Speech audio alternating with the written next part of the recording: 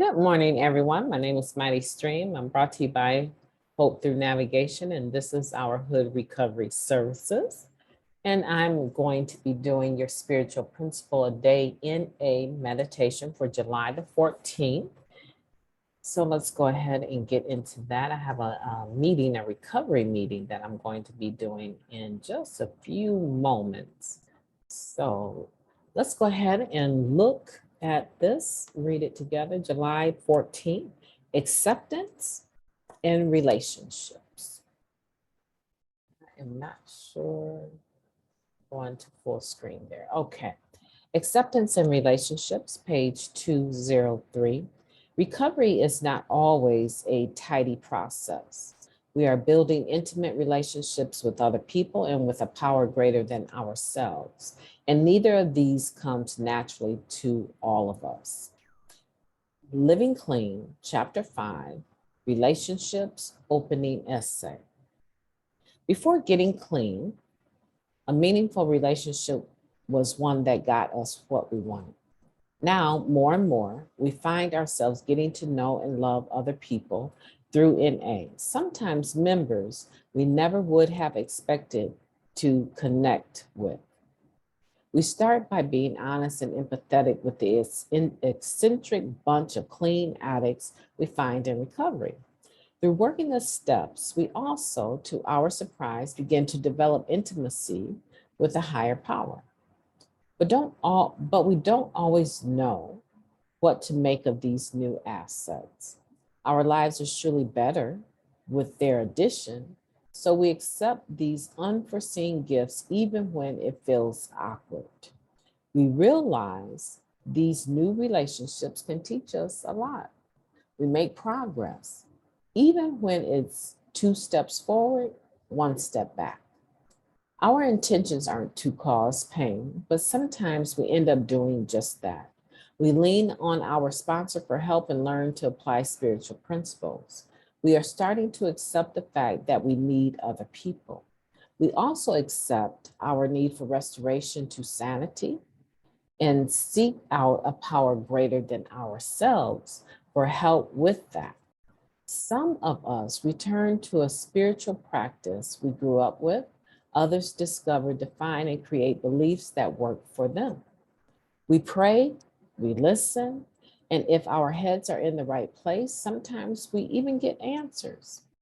One member said, even when I feel disconnected from my higher power, I can still believe that you believe. And some days that's good enough.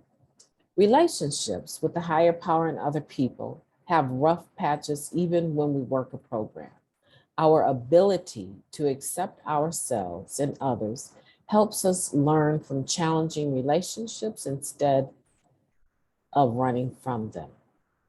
We can stay clean and continue to grow even as our spiritual connections and relationships ebb and flow.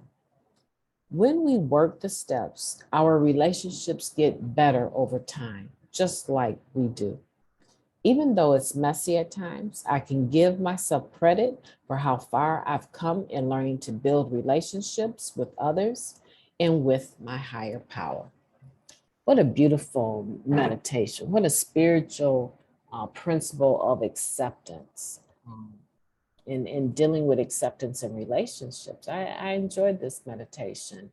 I think what the takeaway is that having acceptance in a relationship is more about enjoying the journey and not expecting a destination. Because when you have a destination in mind, you have some place you're headed towards. And if you don't get to that stage, then you become upset. Or once you get to that stage, you've accomplished all that you intended to. Right? So with relationships, what this reading is trying to do is to motivate us to stay open to the fact that some relationships we're going to develop are going to be more intimate in nature. But we're definitely, if we're in recovery, going to have several options in how we develop relationships with different individuals, diverse individuals. And I think for me, Narcotics Anonymous was one of those living examples that I was able to witness people of all races interacting. And I would say that you can go to some towns and see that there's still a level of segregation in the meetings. However, when you go to events or to conventions, you tend to see that that does not exist. I mean, most of the time people hang out and recover with the people that they hang out and recover with in their city, but they're coming from all over, from different places. And I have just really been amazed at the level of open-mindedness that recovering addicts are able to have, that really don't truly reflect their upbringing. I'll never forget this gentleman one time. I was talking to him and he was like, I don't know why I want to say this, but I mean, I used to be a part of Aryan. I think that's the name of that gang. But it's a white supremacy group that really operates in prison. And he was sharing with me that, you know, he even has their tattoo. And he was just saying, I can't believe that my life has changed so much from thinking I was a supreme because of my race, the color of my skin, right, to having beautiful relationships with people of all races. And truly, that's the essence, that there is just one race, the human race. The diversity is within our culture and the color of our skin, our languages. But generally speaking, we all bleed the same way. You cut us, we're going to bleed the same color, right? And so it's just really powerful that in Narcotics Anonymous, we have an opportunity to have acceptance in our relationships. And in that, we enjoy the journey. We're no longer saying it has to be my way or the highway. No, we're in relationships with full grown people that are in recovery just like we are.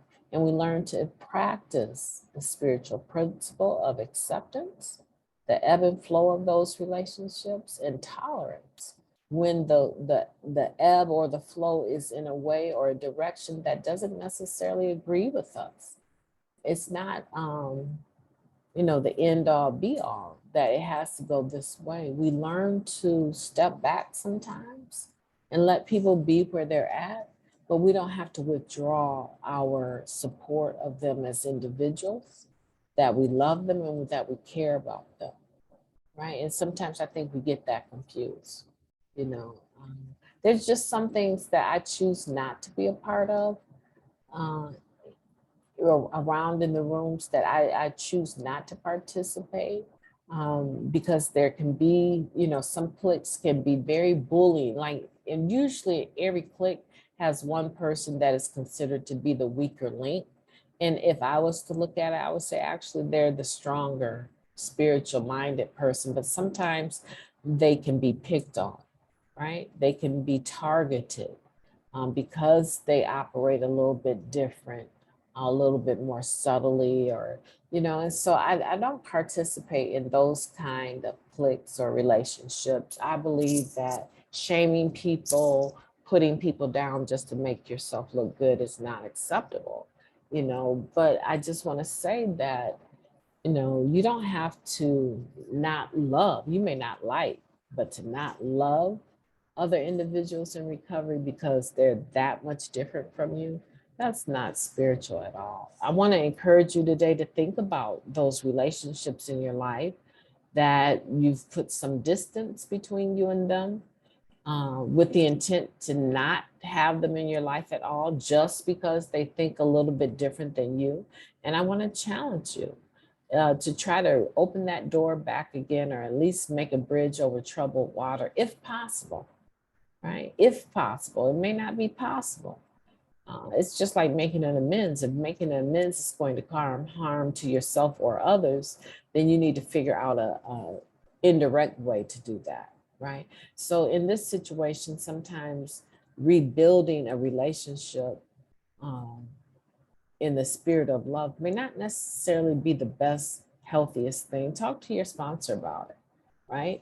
But in general, I'm trying to say when it comes to relationships, let's not be so hardcore about them. Let's allow these relationships in our life to have a journey and an ebb and flow all of their own, and learn how to be flexible within that. It will really go well for you if you can incorporate coping skills, conflict resolution skills. It will really help you not only in your recovering life, but just in every area of your life that you come into contact with others. My name is Mighty Stream. I've enjoyed your